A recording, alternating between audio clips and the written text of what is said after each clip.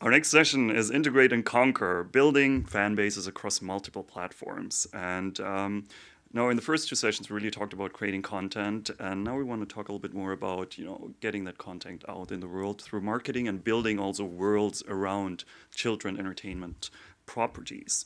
And we have a really esteemed group of panelists with us today. Caitlin Burns is a seasoned transmedia producer who has worked on numerous large-scale multi-platform projects for a variety of clients, as she'll show you in a second. James Millward of Toronto's Secret Location continues to produce some of the most innovative cross-platform content directed at young audiences in North America, but also a variety of older audiences, obviously. And Brian Lovell from Santa Monica-based Red Interactive Agency has broken new ground with a variety of projects, including the hugely successful Hunger Games Explorer.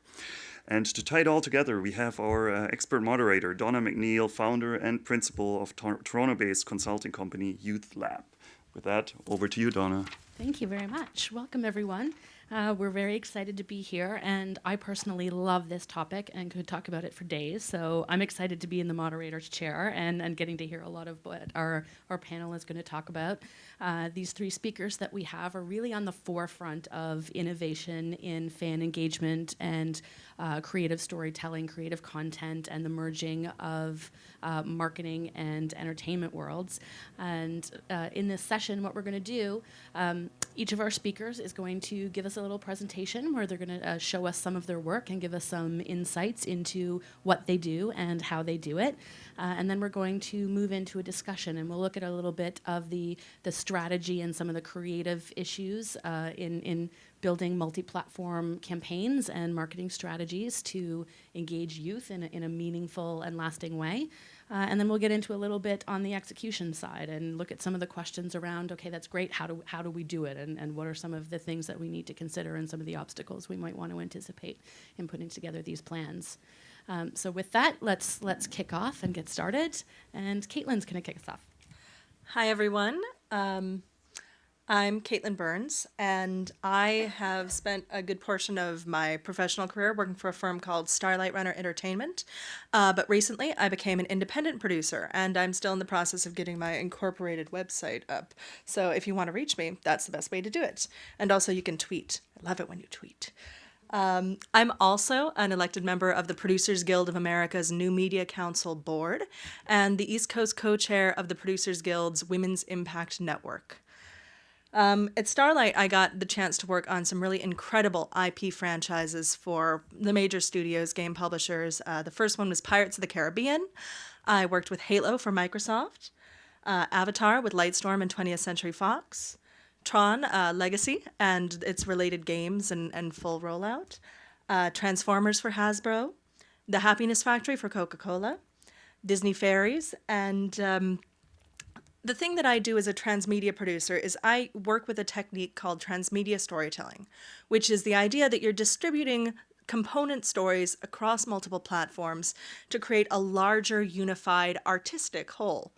And it only works together if you build it as part of a bigger strategy, not just making your story big enough that every game that you build is going to have its own unique standalone qualities as a game, but its own unique story that feeds back into the bigger stories you might find on television or in film. Now, to start with that, your story does need to be big enough. You need to build a story world with enough richness and depth and characters that you can explore in all these different ways. But for the sake of today, and without going into the 8 hours so I could talk about that alone, and I have a workshop tomorrow if you're interested, what does this look like in practice? Over the course of the past couple years, I got the opportunity to work on Nickelodeon's Teenage Mutant Ninja Turtles. Now, for me, I grew up as the perfect point of Teenage Mutant Ninja Turtle fandoms in 1990, when I was just old enough to be absolutely mad for turtles. It was so bad that in my first grade class, the teacher actually had a moratorium on drawing turtles of any kind. And of course, the commerce of Teenage Mutant Ninja Turtles is equally huge. In 1990, it grossed $1 billion in combined toy sales, animated series advertising, and feature film. And it came out of a satirical comic book that took kung fu legend and ninja legend and classic samurai film tropes and put them into this Teenage Mutant Ninja Turtle background. It had the highest grossing independent feature of the Teenage Mutant Ninja Turtles movie was had the prize for highest grossing box office for an independent feature until the Blair Witch Project came out, about 8 years after it came out. And it had a variety of reboots and executions over the course of the 90s and 2000s. It had the specific notoriety of being the first outside intellectual property purchased by Nickelodeon to be created. Their original properties had come from inside their creative teams before this point.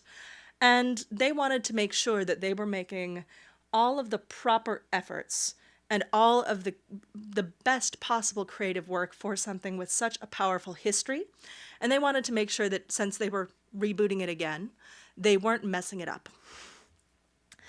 They partnered with Playmates, which was a part owner of the franchise from the beginning. They were the ones who were the beneficiaries of that great gross in 1990. And they started out with a team of people who actually liked turtles. Now, this seems like it might be a fairly straightforward part of the production process, but when you're making a new project, you should make sure that the people who are working on it actually like it. The artistic director was a huge turtle fan from a kid. He has a great urban style, a great history with animation and art in graffiti, and had a great history in the creative field as an animation director and a creative director. Josh and Jeff, who do the writing on it, they were the original writers for The Simpsons, The Critic, that 70s show, and one of them has actually been a practitioner of ninjutsu for about 12 years. So they each brought things that they really liked about it forward. And one of the most important things to Nickelodeon was that because they were creating something that was so beloved, they wanted to make sure that the audience that already loved it would be a part of this new Turtles. So what they did over the course of 6 to 8 months with our help was building in a sense of participation with the core gatekeeper fans for Teenage Mutant Ninja Turtles, the people who write about it every day, the ones who have the incredibly complete collections of toys and collectibles, and for whom it is really already a part of their being. They're already participating, and they will know what's wrong and what's right about this project when it comes out. They invited them out to Burbank, and they brought them in, and they saw the pilot, and they got to meet with everyone, and they got to ask questions back and forth as part of this 2-day summit. And what was compelling about it was there were definitely things that they loved because it's well written, it's well put together, and there were definitely things that they hated. Turtles apparently have 3 toes instead of 2. But they were able to hear back from the creators that these were actually choices that were made artistically with a respect to the subject matter. They have 2 toes because that's the way the slipper in the martial arts looks. It's a slipper design rather than it is a 3-toed reptile design. And all of those little sort of questions and answers you only get when you're speaking to someone and have the actual dialogue built a certain level of trust that these people who were working on it weren't heartless corporate clones. They weren't someone who didn't care. They actually do care. They're making choices rather than oversights. And the gatekeepers of it gave a chance to the new show. They were able to help make arguments and extend that dialogue for the months until the show came out.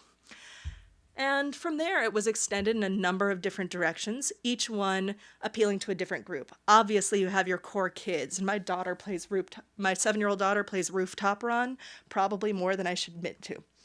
But a fairly simple use where they used some of the assets from the actual CG of the shows to create a game that makes sense on another platform.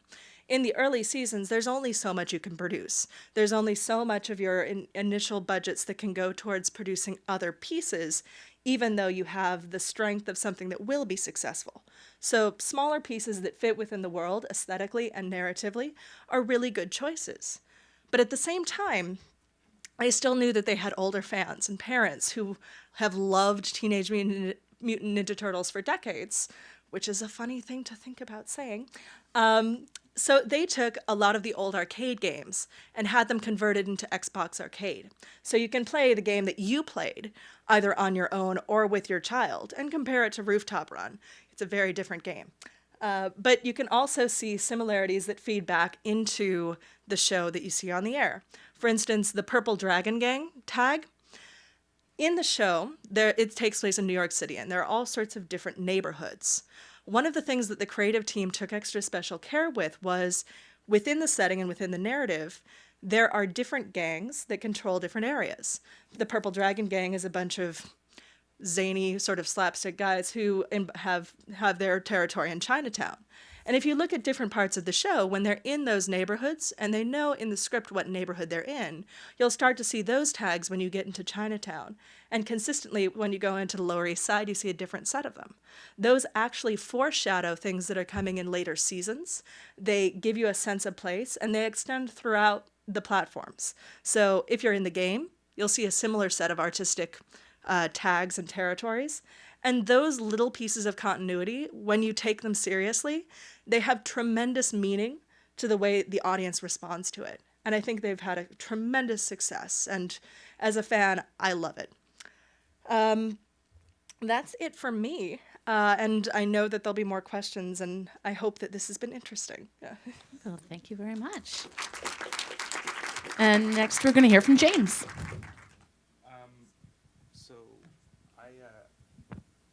I have a video that I'm going to play in a second. So I'll tee it up a little bit. So I started a company called Secret Location 6 years ago. We have about 45 people full-time here in our Toronto office.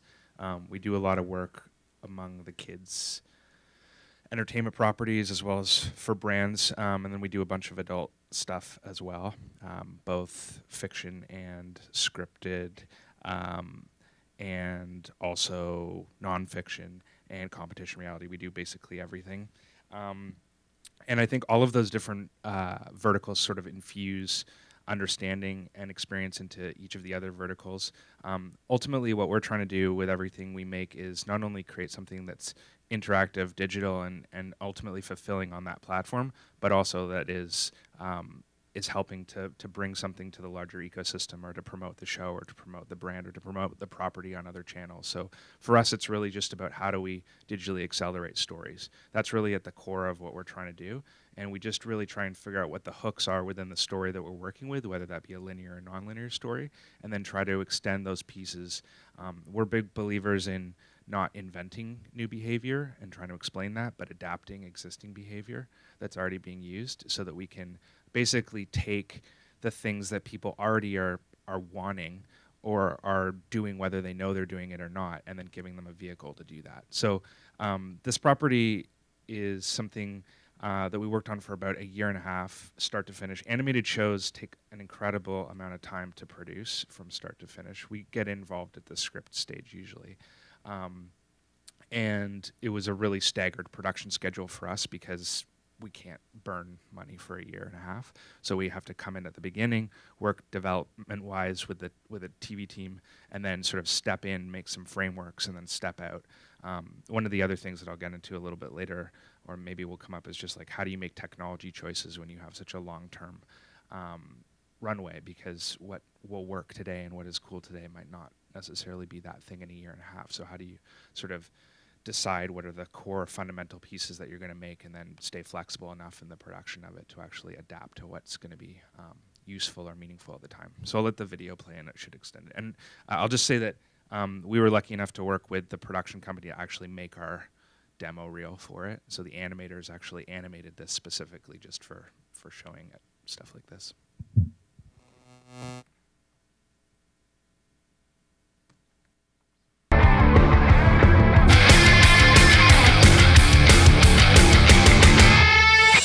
Hi, we're GarageBand! We're about to take you through our site. GarageBand, the show must go on. Everyone, take positions. Here's the deal. We wanted our fans, who we know are super awesome and creative, to come here and make their own wicked cool transitions, just like the ones on our show. Wicked cool transitions! So, we created an online competition and asked everyone to submit a transition using our wicked cool transition builder. Winners get their transitions aired during an episode of our TV show. Pretty cool, right? Now, how do fans make one? Well, I'll let Ken explain. Awesome site transition! Oh, hey, I didn't see you there. So, in our builder, fans can create a 3-second animated transition, just like the ones in our show. All they need to do is pick the style, items, voiceover, and music. There are so many possibilities. When users click play, they get to see their transition between mini scenes that were made just for our site. There are more than 50 original scenes created by the same people that made our show. And they're really funny. Now, to make their wicked cool transition even more awesome, they can buy stuff from the store using guitar picks. It's like money, but cooler. How do you get guitar picks, you ask? I'll let Con explain. Scary monster transition! So you see these 3 games? They're like the most awesome games ever! We built them in... Unity! Right! We built them in Unity so we can export them to Flash to put on our site. And later, we can launch them as mobile games on iOS and Android. The first game has me and Ken trying to meet the gods of rock. The second one is Lainey throwing balloons at Trina so she doesn't get to dance with Nick. And the last one is about Corey battling it out with Carrie from the Newmans. Blech. So, when fans play these games, they earn tons and tons of picks. Then they can use them to buy more items from the store and add to their transitions. When they think they look cool enough, they can submit it to our competition. Right, Lainey? Kooky girl transition! That's right, Con. But before they submit one, they need to create an account on our site. It's super easy to do and very safe. That way, they can always come back and work on their saved transitions. Every week, we'll pick our favorite 5 and get our fans to vote for the ones they like best. The wicked cool transition with the most votes will be the winner. During the run of the season, the winning wicked cool transitions will go on air and will also be featured here in our Hall of Fame. Wicked cool transition! All right, guys, I hope you liked our tour. Now, we really need to get to the music store, so why don't you make a wicked cool transition? We'll be waiting. Fantastic. Excellent. And last but certainly not least, Brian.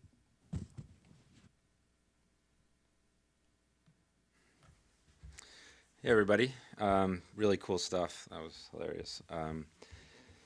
So thanks for having me. I'm gonna just do a quick 30 seconds on Red Interactive Agency, and then I'm gonna talk about a project that we did with LIONSGATE and Microsoft called the Hunger Games Explorer for the Hunger Games properties.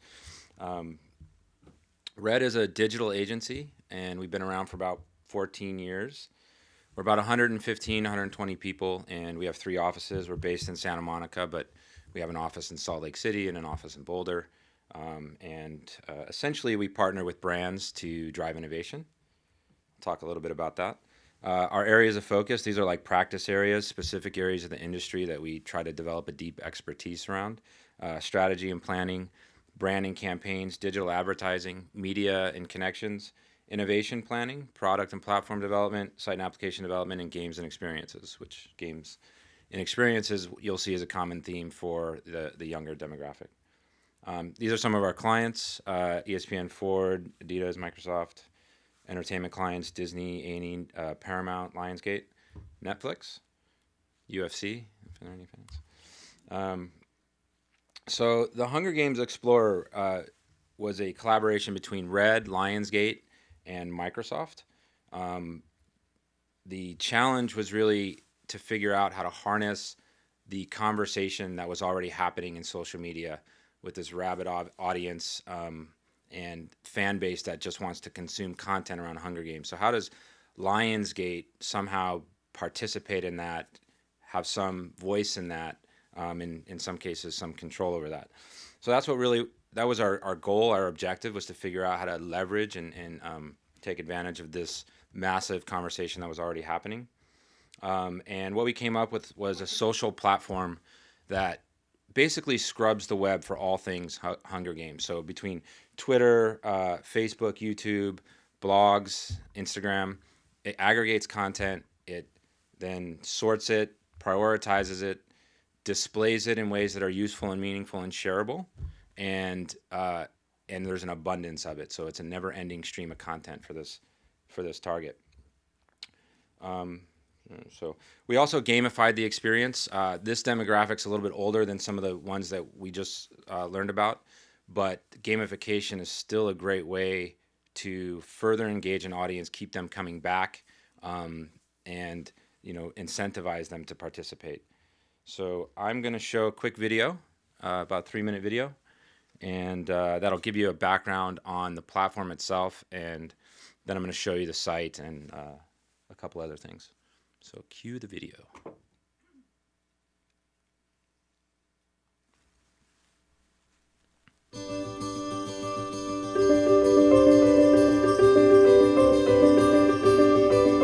The release of The Hunger Games was a huge success. The film grossed over $700 million at the worldwide box office. It was actually the 13th highest grossing film in the US of all time. The Hunger Games Catching Fire releases on November 22nd. It's based on the second book in the Hunger Games trilogy. For Catching Fire, we really wanted to create a single destination on the web that had everything you wanted to see from the Hunger Games. These are some of the most passionate, dedicated fans for any brand on the web, and we wanted to create an amazing experience. Hunger Games Explorer is the official destination for all things Hunger Games, and it's also a real-time social aggregation tool that pulls in content from around the web. We've built this container that allows users to passively observe the conversation, but also actively push it out as well and interact with each other and potentially build relationships around the Hunger Games theme. It was extremely important that we built this experience using next-generation technology, and to have responsive design and multi-touch functionality, because our fans are consuming content about the Hunger Games on tablet, on mobile, on desktop, and we wanted to make sure that we created an experience that was amazing across all of those devices. For the Hunger Games Explorer experience, we developed the platform thinking touch first. The first time I saw the new Windows laptops, that you could scroll and that you could have a mouse and then that you could touch the screen, my mind was kind of blown. And I knew the way that we had been doing things before would have to change. What's interesting is if you build for the mouse, it's not necessarily a good touch experience. But if you think touch first and you build it to be a great experience on a touch device, it's much easier to translate that to the mouse. We use the MS Pointers API to normalize all of our mouse and touch gestures so that everything works the same whether you're using your mouse or whether you're using touch or whether you're using both at the same time. Touch is the experience. It's the center of it, it's the heart of it. So we came up with a UX model that allows them to flip things in, flip them out. We really dug into 3D flipping with 3D transforms. Spent a lot of time optimizing using request animation frame, so you don't end up causing the browser to do the same logic twice before it can actually show what it's calculated. The backend intelligence on this platform is very interesting. We created an algorithm that essentially assigns a score to each piece of social content that we pull in. The Hunger Games Explorer is nothing without the users. It's all about their content. We look through all of it. We see what's being shared the most. We see who has the most followers, what's been reblogged. And based on that, the most relevant content is always floating up to the top. The sheer enormity of this project is difficult to assess. All the technology, it's going to reach tens of millions of people. We knew exactly the story that we wanted to tell online. And so I didn't want to take you through the whole video, but it's about a 5-6 minute video, I think. But that gives you a sense of what the platform is. It really is technology driven, and it was a great opportunity for Microsoft, who is trying to become relevant, especially to a younger demographic, to partner with a franchise that has such a loyal fan base. And so incorporated into this platform is a technology expose. So the technology is really interesting that drives it. So getting into the product itself, we started with a teaser campaign, and it was essentially a week before we launched the actual platform. And what we did was we released these never before seen images, and they were blurry. You couldn't see what they were. And we encouraged the audience to hashtag and tweet Hunger Games Explorer, and the more that they did that, the more they shared, you could actually start to see the images come together. So I'll show you real quick. This is probably halfway through. one of the images being revealed. So every day there was a new image being revealed. And then on the last day, we released the trailer, which was a big hit. Now, we didn't market this at all. This was purely just word of mouth through Twitter and some social channels. And so just in that week, we had about 200,000 visitors come to the site, and much more tweeting and hashtagging.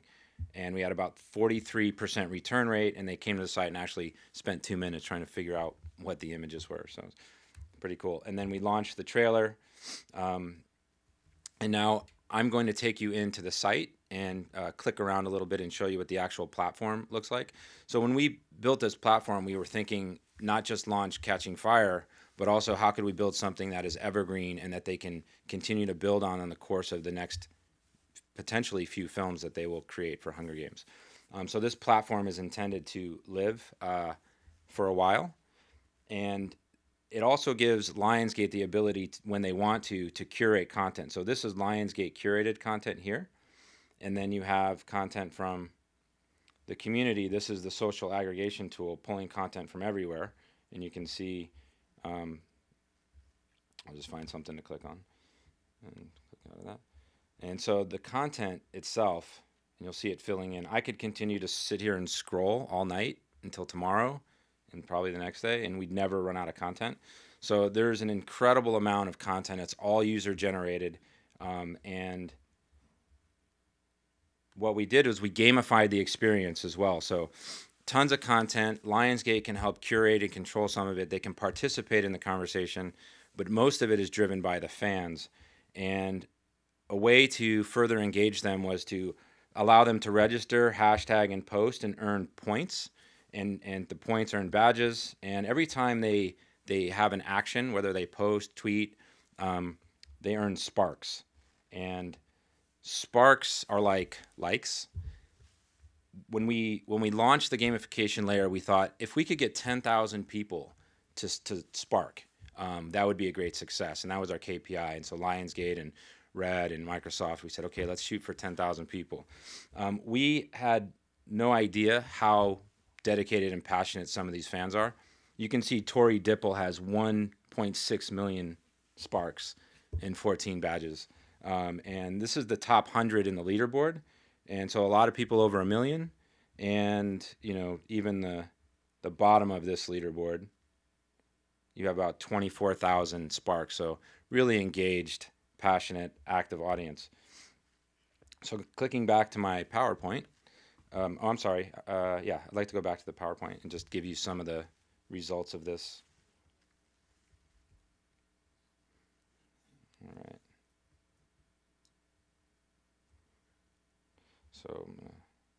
So we had tens of millions of visitors to the site. The site was launched at the Movie Awards, the MTV Movie Awards, and so they had a massive push the first day. We prepared heavily for the amount of traffic, and we still brought down the servers for a few hours. We had over 1 billion impressions in total reach. A lot of that came through Twitter. The gamification layer actually blew our minds. And so much so, this kind of last bullet point, they did a feature film documentary, a frontline documentary called Generation Like, and they actually featured this platform as an example of how important it is for this demographic, for this audience, to participate in these social engagements, and how their social status sometimes can be improved by how much participation they have. And so maybe 15, 20 minutes of the documentary, they focus on this platform, which was really interesting to find out. We actually didn't know that. And we had an average of 6.5 minutes on the site and a lot of press coverage, and the platform is living on. We're building on top of it, so it should be around for a few years. Thanks. That's it. Fantastic. That's great. So now at this part of the session, I think what we'll do is we'll dig into a little bit of the strategy behind and some of the workings about how you come to some of these campaigns. And I thought a good place for us to start might be to talk more about platforms. In your presentations, you each kind of touched on a few different platforms. When you're looking at building audience, kind of what are the discussions, what are the considerations that you take when figuring out where you should go to find and engage audiences? And what does that look like in the beginning? I think the first conversations that we always have are about the story itself, because what the narrative and the core platform is going to have a lot of qualities that dictate who specifically that audience is. Like, it's one thing to say your audience is kids between 7 and 12, but who are they? Where are they inhabiting this? Like, what are their interests, and what are those that specifically relate to what you're actually producing? So if you have a TV show, you're going to have a different set of answers than a film. And if it's live action versus animated, and all of those things sort of become the foundation of your choices. But also, usually when I'm working, I'm also looking at the other demographics that may be included in this. You know, Turtles has a very adult fan base as well as a kids fan base. And so when we were looking at platforms, we were looking at different ways we could satisfy specific storylines and platforms that would reach out to older fans, others that would be younger, others that would be cross-generational. And that's something that I found to be consistent throughout all of the kids projects that I've worked on, a sense of, well, we're going to have certain platforms that appeal to this specific group and others that appeal to that one. And hopefully that there will be some crossover, that the things that are for the younger age group are going to be compelling and well done enough that some of the people who have fallen in love with the stuff that's aimed at older folks will come down. And we've seen it happen, where if it's done well and it's respecting the platform and it's respecting the art of doing the work, you can have a much broader appeal even with something that could be very demographically focused. I mean, for us, it's really, you know, starting with a story, but also just kind of like, what does everyone want to achieve? If it's a straight up marketing property, it's one thing. If they want to do some ancillary content for brand building in a sort of more, I guess, soft way, it's one thing. If they want to directly monetize, that's one thing. And so just looking at sort of the affordances of each platform and what they're going to do best, what does each platform allow us to do? And when you have a kid's property, depending on the age of the kids, you know, whether it's Hunger Games or GarageBand, we're going to have some limitations in social when you get below 13. So you're going to have to think about what that means to the sort of content that you're creating, and knowing as well that kids are also going to share it, but how much can you actually facilitate? Some of those decisions are made by our partner as well. So for instance, like with GarageBand, you know, at the time when we started production, Teletoon's site published games in Flash. So that was a fundamental decision they asked us to make. We went back to them and said, you know, we think we can do this in Unity and then publish a version in Flash, and that will give us the ability to do this for the long term, as opposed to just this iteration of it. There's another piece of it that gets added on for us, in that when we fund stuff here in Canada using some of the public funds, or like a Bell Fund or a CMF, which GarageBand was funded with, we actually own the digital IP with the production company. So we're able to distribute this property internationally with the television property. So for instance, platform for us also came into play when we were thinking about how are we going to monetize this as a product. So, you know, we built it as a framework where the games could be, each of the 3 games could be stripped out, sold independently, could be sold as one piece, could be further produced for mobile and then monetized, put a paywall or premium app price on it. So there's a lot of things that sort of interplay into picking that platform, but at its best, it's sort of saying, where's the demographic, what are they willing to do, what are we really trying to achieve, and then picking the best thing for that audience. I noticed in your presentation, I jotted down the phrase because I thought it was really interesting that you look at anticipating and adapting behavior as opposed to ages and whatnot, and I thought that was really interesting. Can you elaborate a little bit on that? In GarageBand, for example, what are some of the behaviors that you identified that helped build out your plan? Yeah, so I mean, I think it's just this is, I don't think this is anything groundbreaking. It's just, it makes common sense, right? Like if you have to try and explain to somebody how to do something and why it should matter to them, it's not nearly going to be as effective as doing something that they're already interested in participating in. So, you know, if you're ever in a meeting and it seems like you have to put an intro video on something, that's probably, it's probably not the best vibe that you're going to be creating. So we try to think about that stuff. And then with GarageBand specifically, you know, kids are making content particularly around programs they love. And I'm sort of on the fence of UGC. I think it can really quickly spiral into something that's not productive and is sort of a dearth of interesting work. But I also think that when you get really engaged fans, you get the best of that as well.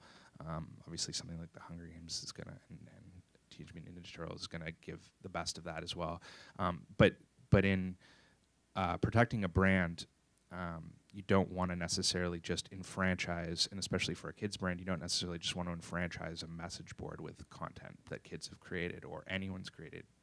It takes a lot of moderation. It takes curation, which is taste beyond just appropriateness. So we knew kids are going to make this stuff. We wanted to, put a game in front of it or a game with it in order to give kids that aspect of it as well. Ultimately, the most engaging thing a kid can do when it comes to programming for TV, in our opinion and in our experience, is see their work or see their effort on television. That's just, it blows their mind.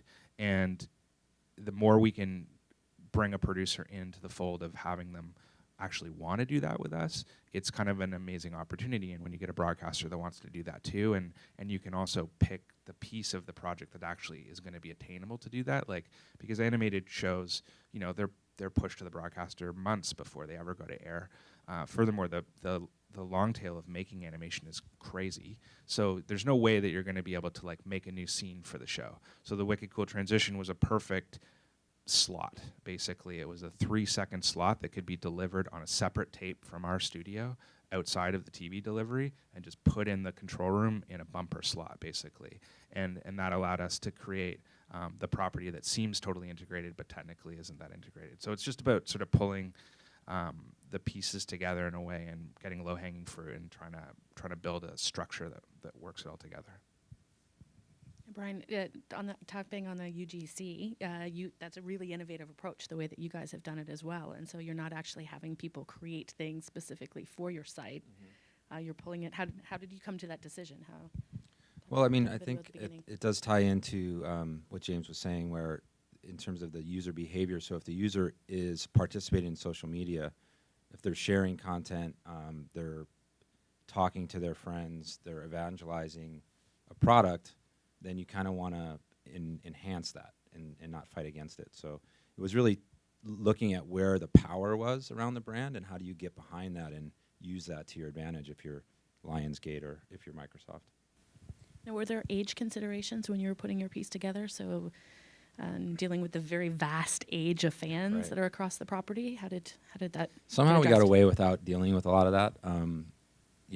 We've dealt with it quite a bit in the past, where we have to solve those really challenging problems, especially on platforms that might be global. Hunger Games is global, for example, and that particular platform is optimized in 20 different languages, 20 different territories. So if you pull up, change your territory, it will bring in content that's local. But for Lego Star Wars, we created a multi-user platform, and it had to be COPA compliant. So you basically have kids from all over the world simultaneously interacting and engaging in games and shooting each other and doing all kinds of funny stuff. And the way that we solved that problem, because the age issue was, even though the audience in LucasArts thinks that the audience for Star Wars is 6 to 96, so it's the biggest demographic we've ever had to work with, or the broadest. And but it had to be COPA compliant because there were so many kids under the age of 13. So we used gestures and emotes in order for communication. So if you want somebody to do something, you dance, and if you're not happy, you shoot them. And if you're enjoying somebody, you can hit and they discover all these things as they play the game, as they interact with the platform. That if you like somebody, you can do hearts in your eyes, and so you have to be clever and figure out how to still achieve those kind of meaningful interactions when you have to take away what you have access to for kind of an older demographic. I think that's very interesting that you touched on allowing them to discover. I personally think that's a huge part and a huge hook for younger audiences. Absolutely. And James, you had kind of touched on the same thing as well. Is if you have to explain it or give it an intro video, then it's probably not going to work. So Yeah, there's an intro video on that site, but, No, but- I'll just preface it by saying that, yeah, I think if you're going to have to introduce something or somebody is asking you to introduce it, Yes. try and do it within the narrative. That's where it works best. And so we were able to use all the animated characters to make it an entertaining experience, more of like a tour versus an intro. Caitlin, do you have any experience in that too? Absolutely. And one of the big things that comes up for me is there are groups that treat their audiences as objects that are going to act a certain way, and there are other groups that I find to be vastly more successful over time who treat it as an emerging subject, where it's going on, where the changes in the audience are expected. The changes in the way that they interact with technologies, something that may be completely outlandish now in terms of how people want to interact or how kids will want to interact, 5 years from now could be the norm, and we just don't know yet. What really makes it possible to keep building and to build new platforms in that is if you've thought ahead to the flexibility you'll need, like working with an animation house that's capable of fulfilling some of the needs you'll need for the characters or the promo pieces that are going to go into a new technology. Keeping the designs, for instance, from the build for the animated CG show that can then be used as part of the game builds for iPad or for console or for something that we haven't thought of yet. And not to look past older methods of production like comic books or inserts as potential pieces of outreach. They may not seem as exciting and flashy or broad as online methodologies do right now, but they have a staying power. Like Disney Fairies launched initially with its publishing line, and it has literally hundreds of books aimed at young girls, from early reader to YA essentially, and then that driving platform changed to film, and there are all sorts of other platforms that have come out over the, I want to say 8 years that franchise has been running, that are better suited towards the time and techniques that were that year. That were exciting to the audience that was coming out at that moment, going from the smartphone to the tablet and having to port those. The flexibility in the story structure and the production methodologies to be able to keep all of the parts of it, to be able to keep it so it could be used in the future. Thinking with the long-term mindset that you're going to be able to have a success and that new kids are going to find this. And honestly, when you have a property for a child, it's always going to be new. And whatever legacy of content you've built before then can be part of their experience of that world. And you want it to be able to stand up to the test of that. At this point, I think we'll throw open to the audience for questions and kind of allow the crowd so we don't run out of time for that. Do we have anyone immediately that has any questions? For the LIONSGATE Microsoft project, who was the actual client, and how much did that cost? That's a great question. So some big platform development projects, things that might be a little more substantial and evergreen, can sometimes be difficult to fund on a typical movie marketing budget. Even something as a film that's as successful as LIONSGATE or Hunger Games. So Microsoft paid for a significant portion of it in order to be associated with the brand, and LIONSGATE contributed what they could. And so it was a partnership. So they were both our clients, which makes it a little bit challenging. Microsoft's goal was technical expose. We built it to run really well on their new devices, and so they can leverage that as a communications platform for how great their tools are, and they have this great piece of content to use as a showcase. And LIONSGATE was looking for a partner to help subsidize the cost. So how do we build something that might be outside of our reach? So it is interesting that platforms, they extend past the launch of one property. They should be thought of as something that is evergreen and you build and grow over time. But the cadence and budgets for film marketers don't always lend themselves to that today. And we're seeing a shift. We're seeing a lot of marketers from a lot of the bigger studios say, is there a way to be smarter with how we're spending our money? Can we get more out of this? Can it live longer? Can we amortize it over a number of films? And there's a bit of a change, at least from our vantage point, happening around that. But that's a good question. Budget? So just a follow-up related to that. I mean, as a film marketer, marketing budgets are massive. When you're talking about independently produced properties, TV shows that are going around the world, GarageBand, as an example, like as an agency servicing entertainment clients, I mean, how small can you work with in terms of budgets? I mean, you must, of all the years you've been at it, like how little do you need to get in the game to actually hire an agency? Wow, that's another good. That's a tough. That's a harder question, actually. It really depends on a lot of factors. If it's a one-off and it's a small project and there may not be any obvious value on the back end for an agency, it can be harder at our size now to take on those projects, even though we really want to, because we end up investing in them and spending money on them. Sometimes there would be a great property that, there's a budget, it might be tight, but it's just really juicy and we got to do it anyway. And so sometimes we'll just take it on and see where it lands, but it can be tricky. It depends on a lot of factors. I don't know if you guys have thoughts on that. Yeah, I mean, I think it's hard. I relate to that. Like, as somebody, like I come from a production background, as somebody who started a company in order to be able to do the kind of work that I want to be able to do, it's really hard when you see an amazing property that doesn't necessarily have the budget that it could have, and you want to work on it, but you're also carrying 45 people in an office. So there's business choices that just need to be made, and we can only buy one job a year, and it has to be like the thing that's going to be the best thing we've ever worked on.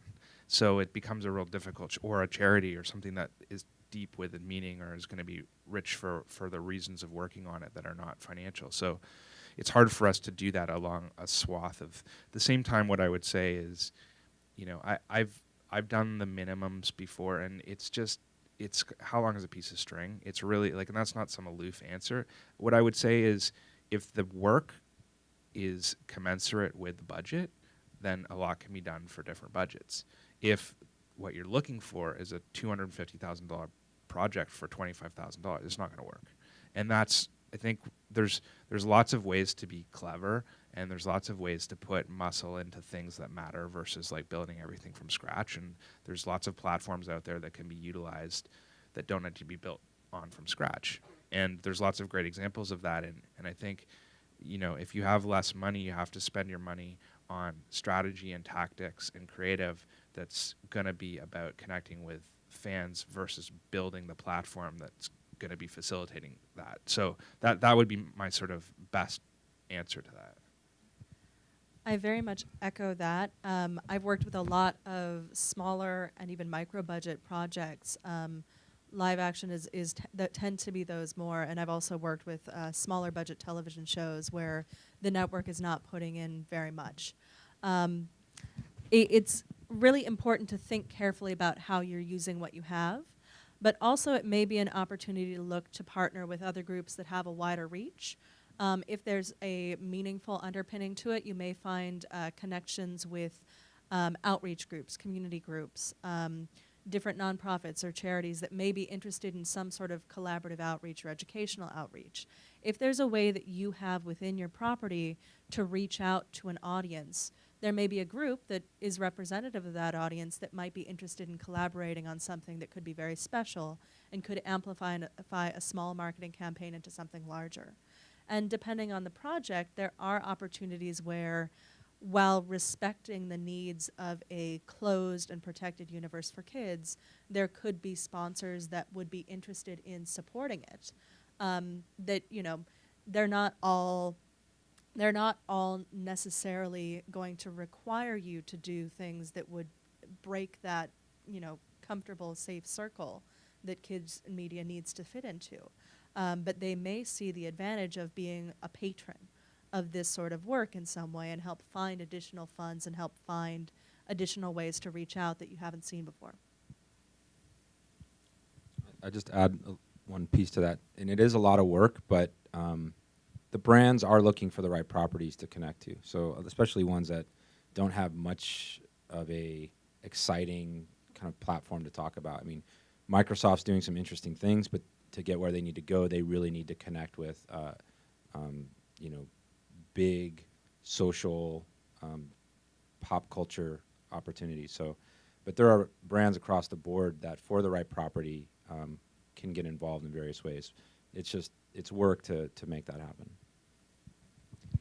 Just following along that thought, it's work and it's time. Let's talk about timing for a second. How far back do you need to be having these discussions, and what are the right timelines on projects? A lot of people come to the game too late to execute what they actually have in their head. So kind of what's your advice for people on timing?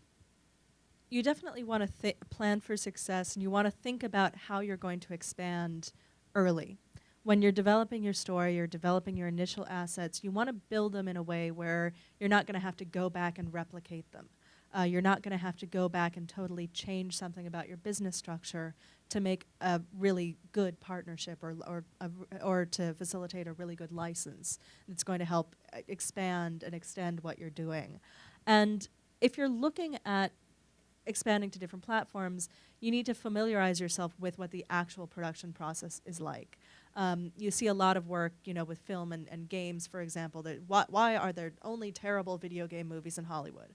Or why are the licensed extensions to video games always lackluster? Well, part of it is the production timeline for a game is approximately 24 months long. And the production time for a feature film is more like 18.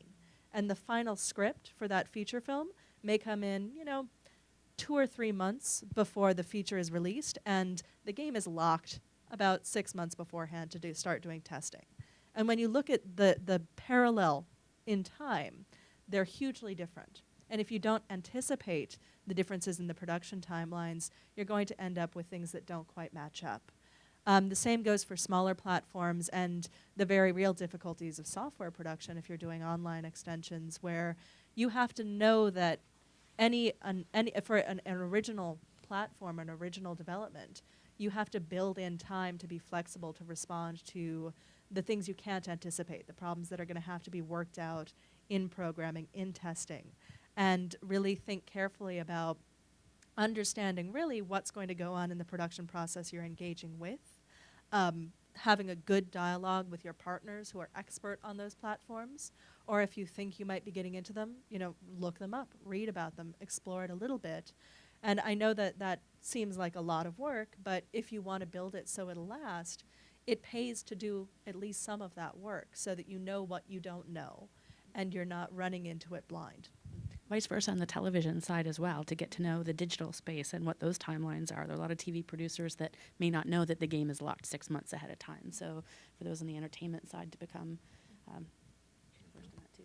Yeah, I don't think there's any easy answer other than I think a good sort of rule of thumb is try to find a digital person or a digital team as early as possible and just like keep checking in and let that person sort of, if they're good, put their foot on the gas when they feel like they need to dig in on something and make an impact or draw something out, and then pull back when not necessary. I mean, the at its fullest format, like, you know, the shows and films that have a digital producer or somebody on set every day taking stills and videos and interviews and capturing all the material, and then there's something that's planned narratively that's extending it into different platforms that's going to be able to either roll out or pre-launch or bridge seasons. Like, that's something that we're getting asked to do more and more these days, is like, how do you extend and continue keep an audience between seasons of a property.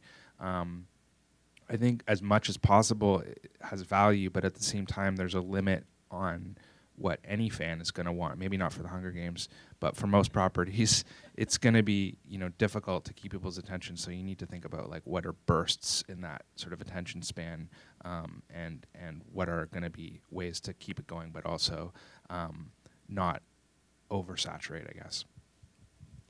We're just about out of time, so I want to say thank you to our panelists. I think, you know, to kind of summarize some of the things that I heard over the last hour, that content and experience, it's all about building the experience that's organic to the property, and if you can do that, that's the easiest way to find and engage your fans, which I think is really important and key. I want to encourage everybody in the audience to look up our speakers and their companies, follow on Twitter. You know, there's so much more to talk about on this topic on an ongoing basis, and changing technologies and ideas. And I think it's really great for us to follow industry leaders to find out what inspires them and what you talk about and think about on a regular basis. So I encourage everyone to go to Twitter and follow our speakers and keep the dialogue going. Thank you very much. Thank you, Donna, and thank you, James, Brian, and Caitlin.